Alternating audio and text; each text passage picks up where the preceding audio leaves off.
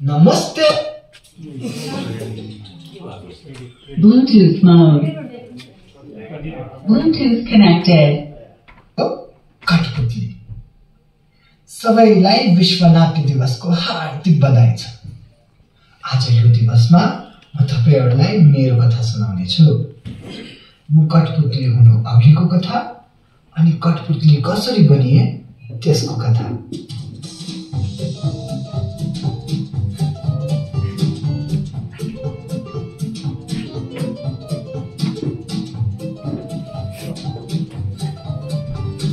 पाँच वर्षको थिए। यो सामाजिक डोरीले मेरो हात बाँध्नु अघि म 5 वर्षको थिएँ। हाँस्थे, नाच्थे, उफ्रथे, आकाशको त्यो बादललाई अनौठो अनौठो चित्रमा देख्थे। चराहरू सँगसँगै उड्न खोज्थे। कुकुर देख्दा भाउ भाउ, बिरामी देख्दा म्याउ म्याउ, जे देखे उसैको नक्कल गर्थे। हेर्दा हेर्दै पशु प्राणीदेखिको बच्चन, शाहरुख, सलमान, कट्रिनाको धरि नक्कल गर्न थाले।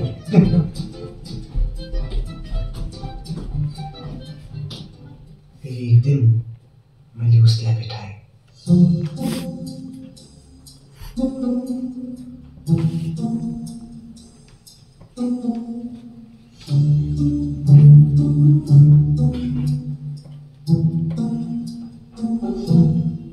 उसको नाम कला।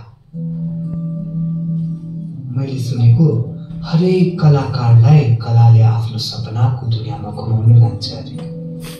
मलाई पनि लाग्यो यस्तो दुनियाँ जहाँ म हाँस्न पाउँथे, नाच्न पाउँथे, उफ्रन पाउँथे।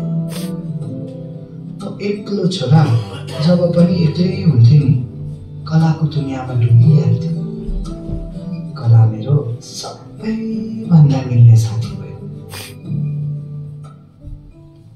फेरि एक दिन मेरो घरमा फुपा मसँग धेरै गेमहरू खेल्नुहुन्थ्यो। फुपाले भन्नुहुन्थ्यो, आर्मी हुनुपर्छ है, बाउको छोरा हो नि।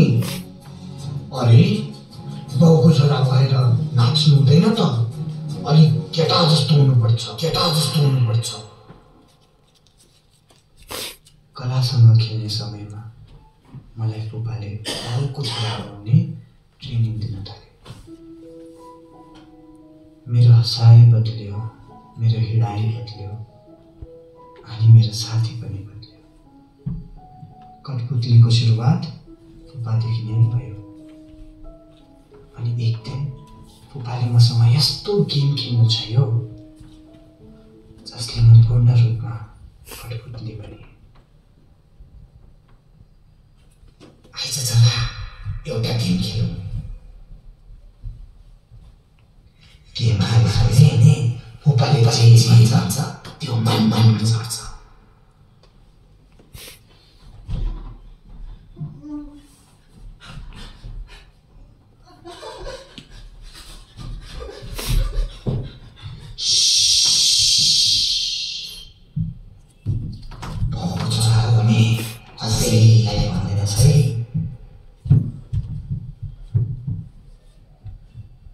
छोरा मान्छे त बलियो हुनुपर्छ। बाउको छोरा रुदनै। छोरा मान्छे बेसी बोल्नु हुँदैन। छोराले सबै जिम्मेवारी उठाउनु पर्छ। केटी जस्तो नाच्नु हुँदैन। हल्ला गर्नु हुँदैन। यस्तो कुरा घरमै राख्नु पर्छ। केटी जस्तो नाच्नु हुँदैन। छोराले बाउको छोरा जिम्मेवारी उठाउनु पर्छ। छोरा मान्छे केटी जस्तो नाच्नु हुँदैन।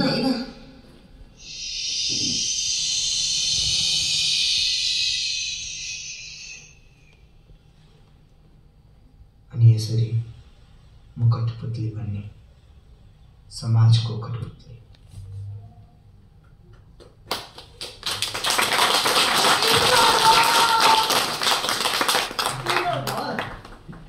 नर्मल भनेको फ्री टाइममा मान्छेले के गर्छ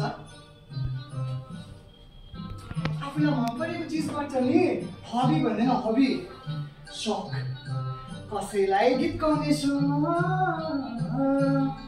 कसैलाई खाना पकाउने शौक कसैलाई त्यो पकाएको खाना खाने शौक अनि आजकल त त्यो खाना खाएको हेर्ने पनि शौक हुन्छ युट्युबमा मेरो चाहिँ के शौक होला तपाईहरु मलाई मद्दत गर्ने मेरो शौकहरुमा गर्ने नो चिटिङ एउटा थ्याङ्क यू एउटा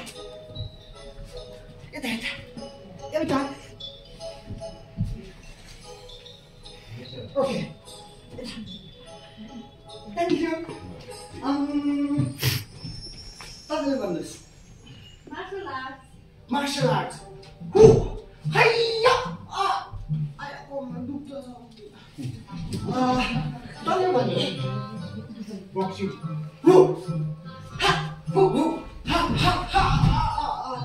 दाइको प्रब्लम तपाईँ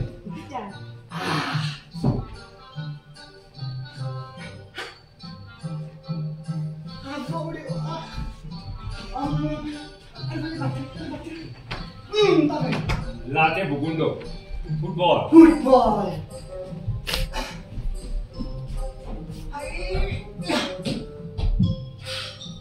Sorry.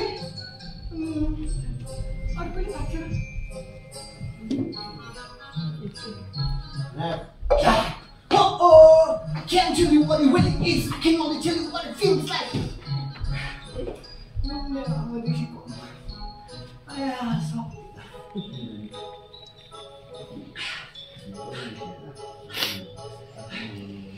बीस वर्षको भए जब मैले मेरो ओइ कठपुतली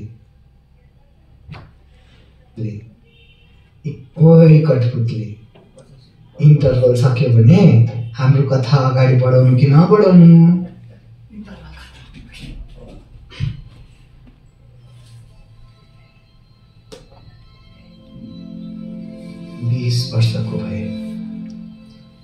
20 वर्षको भए जब मैले मेरो शौक पाएँ मेरो शौक मेरो नाटक मेरो नृत्य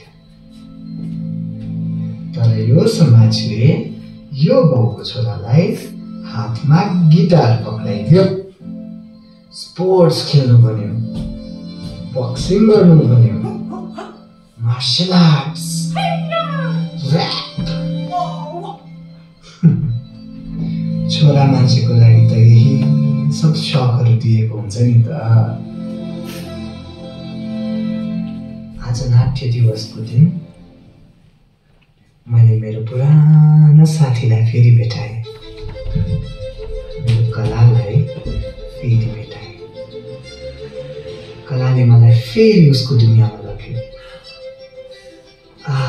यो दुनियाँ जहाँ म हाँस्न पाउँछु नाच्न पाउँछु उफ्रिन पाउँछु सबैभन्दा विशेष कुरा त कलाले मलाई यस्तो ठाउँमा लान्छ जहाँ मैले जिन्दगीभर दबाएर आएको भावनाहरूलाई खुल्लै निकाल्न सक्छु जस्तै आज कलालाई यति सालपछि भेट्दाको उत्सुकता र खुसी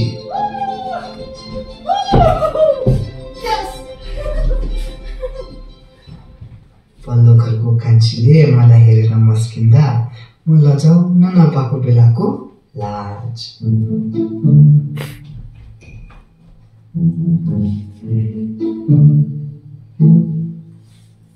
फुपाले एउटा नयाँ गेम खेलाउँछु भन्दाको जिज्ञासा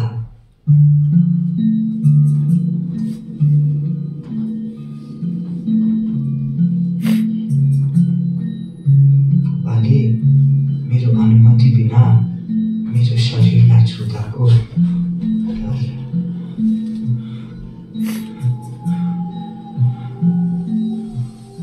बोल्नु खोज्दा समाजले मुख थुनिदिएको बेलाको घुटनको रिस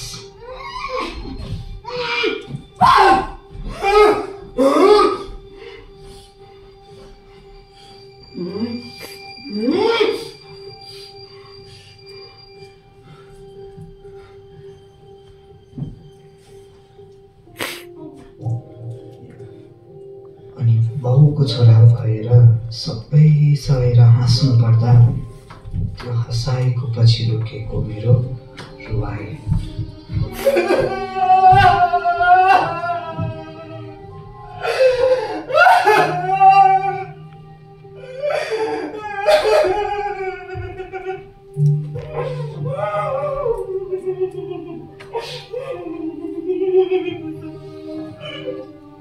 बाल यौन दुर्व्यवहार केटीसँग मात्र हुँदैन रहेछ, मसँग पनि गर्यो।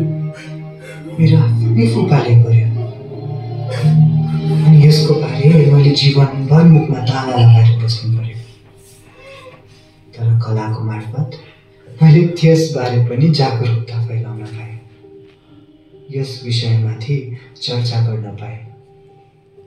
निशब्द भएको बेलामा कलाले मलाई भाषा दियो, शब्द दियो।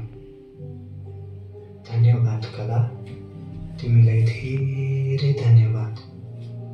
तिमीले गर्दा म फेरि जिउन पाएँ। त्यसैले त भन्छु कला, तिमी मेरो सबैभन्दा बेसी मिल्ने साथी। तर मलाई लाग्दैछ कि फुपाले भनेको जस्तै म पनि आर्मी नै हुनु पर्ला, किनकि समाजको भनाइअनुसार कला त खाली एउटा शौक मात्र पो अरे, पेशा त हुन सक्दैन अरे। कलाको दुनियाँमा घुमेर पेट पाल्न सकिँदैन भन्छ। यो सब कारणले गर्दा होला आज मेरो कला मर्न लागेको छ, विलीन भएर जाँदैछ मेरो कला। बचाउनुहोस् मेरो कलालाई, मर्न नदिनुहोस्। अँध्यारो हुँदैछ कलाको त्यो रङ्गीन दुनियाँ। कला नै मेरो भाषा हो, कला बिना म कसरी बोल्नु। मर्न लागेको छ मेरो कला। तपाईँहरू पनि सबै कलाकार हुनुहुन्छ, आफ्नो आफ्नो कलालाई विलीन हुनुदेखि बचाउनुहोस्, बचाउनुहोस्। अनि कला बिना त म केही होइन, केवल यस समाजको कठपुतली मात्र रहनेछु। विश्व नाट्य दिवसको